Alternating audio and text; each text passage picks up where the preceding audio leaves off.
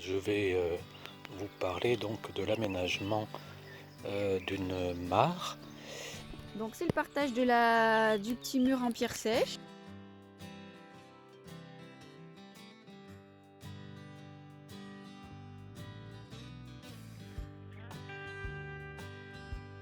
Dans un premier temps, donc, c'est la récupération de l'eau de pluie de la toiture avec un drain qui vient alimenter cette petite mare, mais avec beaucoup de choses intéressantes à l'intérieur.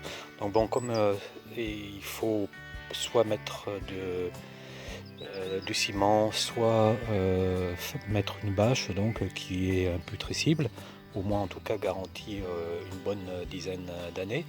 Faire un trou donc au préalable en essayant de mettre des profondeurs différentes, c'est-à-dire bon, on peut mettre un 10 cm, un peu plus loin 20 cm, 30 cm, 50 cm. Du coup, il y a énormément d'espèces qui se retrouvent à ces différents niveaux. Et puis, comme c'est pas très joli une bâche, l'idée voilà, c'est de pouvoir l'aménager à la fois pour permettre donc le côté esthétique, mais aussi à certaines espèces de s'agripper dessus. Je pense notamment à l'iris des marais, l'iris jaune qui pousse tout autour. Et donc alors dans cette mare, qui est là depuis plusieurs années maintenant, j'ai changé la bâche il n'y a pas très longtemps, et bien naturellement il y vient donc des gérisses, des araignées d'eau, il y vient aussi des tritons alpestres et du triton palmé. Il faut savoir que le triton alpestre il est quand même assez présent en Livre-de-Forez, et donc c'est voilà, c'est super intéressant. Il y a aussi des dictiques, des gros, des petits.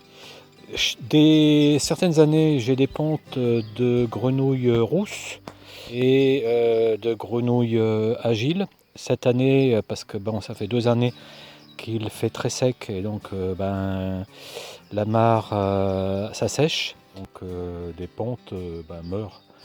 J'ai aussi quelques pontes de crapauds accoucheurs, vous savez, l'alite, qui fait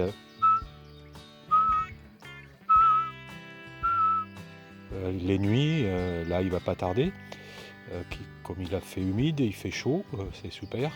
Donc ça c'est une espèce par exemple que j'adore moi, et c'est une espèce qui a besoin de murs, de vieux murs, les murs en pierre sèche notamment. On a toujours trop tendance à vouloir consolider nos murs avec ciment, on fait les joints, etc. Et c'est vrai que pour la biodiversité, c'est pas quelque chose forcément de formidable, parce que dans les murs, il y a énormément d'animaux qui s'y mettent, les lézards, donc le sonneur, tout un tas d'autres espèces super intéressantes.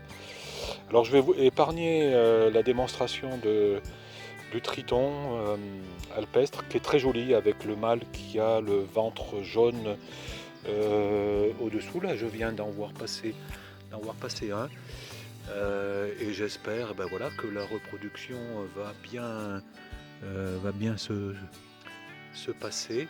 C'est des espèces donc, qui vivent dans l'eau pendant 3-4 mois, et puis là au mois de juin, juillet, ils retournent à la terre ferme. C'est extraordinaire comme espèce qui peut à la fois devenir donc respirer avec des branchies dans l'eau pendant quelques temps et puis passer tout le reste de sa vie en respiration comme nous, avec des poumons. C'est vraiment super intéressant. La mare, elle fait 4 mètres par 3, quoi. Enfin, 4-5 mètres par 3. Donc c'est largement suffisant pour accueillir tout un tas de faune et de flore.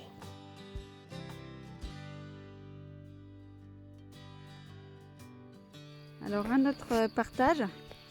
La biodiversité au jardin, c'est important de proposer plein de différents milieux. Voilà, des prairies hautes, des endroits, des tas de sable, des tas de pierres, des tas de bois, des endroits aussi où l'herbe est coupée parce qu'il y a des insectes et de la biodiversité qui adore aussi les endroits ras. Et puis le tas de pierres, ça peut être aussi un mur en pierre sèche comme là. Donc là c'est un mur en pierre sèche qui est en fait le soutènement d'un talus. Et donc ce muret là, je viens de le planter, j'avais fait plein de godets avec des vivaces, j'ai semé des annuelles, etc. Alors là, un petit lin vivace que j'ai semé. Là c'est un chardon qui s'appelle Cartam. Là c'est une agastache, c'est tous des bébés, hein, que des godets. Là c'est une division de sauge de Jérusalem. Voilà. Ici c'est un semis que j'ai fait cette année, scabieuse étoilée. J'ai dédoublé les iris. Là j'avais semé des pavots doubles. Ça c'est quelque chose qu'on m'a offert, c'est un romarin rampant. Une autre sauge. Qu'est-ce qu'il y a encore par ici? Là j'avais mis oreille d'ours, là. Stachys byzanta. Un petit thym, des iris. Il y a des petits creux, des petits trous avec des haches-barbes. Là c'est cosmos sulfureux. J'ai tenté ici une sauge ananas. Alors normalement c'est un petit peu frileux, donc là bon, enfin l'hiver, je la paillerai ou j'essaierai de la protéger. Je pense que ça peut le faire. Encore agastache. Là c'est un petit thym qui est argenté, qui s'appelle Silver Queen. Pareil, que j'ai doublé. Des sédums, encore des iris. On a arraché un peu de liseron, ça y en a partout. Un peu d'origan. Là j'avais semé chardon-marie. Et puis là c'est une sarriette vivace. Donc sarriette des montagnes qui va faire des très très grands tapis là dans quelques temps. Ici un petit pied d'aneth et puis un autre romarin. Voilà. Donc c'est le partage du petit mur en pierre sèche. Et ben on verra ce qui survit à la chaleur là, parce que ça va bien cogner à cet endroit là. C'est un bel endroit, il y a beaucoup de boulot, mais voilà. C'est plein de lézards, il y a plein d'araignées là-dedans. Bientôt j'espère qu'il y aura des petits crapauds halites. C'est vraiment, vraiment intéressant pour le jardin. Et ben je vous souhaite une bonne journée, à bientôt.